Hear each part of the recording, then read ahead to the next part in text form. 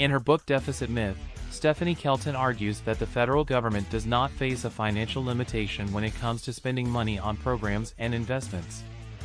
Through an analysis of the government's finances, she argues that governments are not like ordinary households and do not have to worry about running out of money.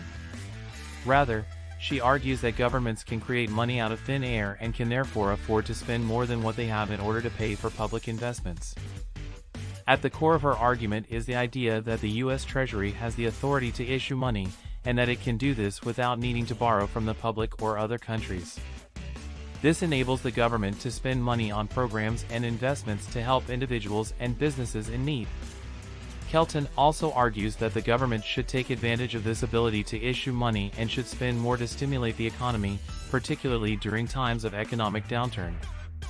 She also argues that the government should use its ability to issue money to invest in infrastructure and other public investments that will help to create jobs and economic growth.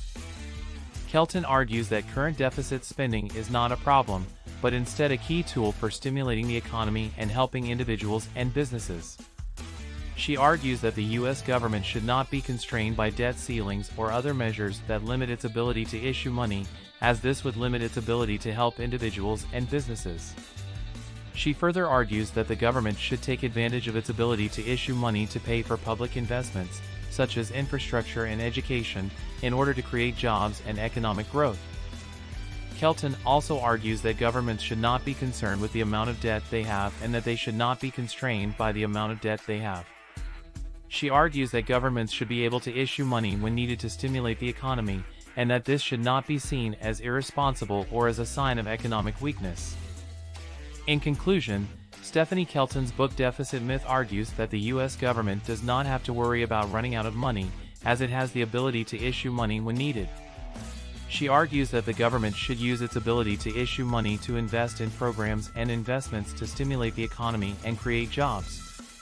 She also argues that governments should not be constrained by debt ceilings or other measures that limit their ability to issue money, as this would limit their ability to help individuals and businesses.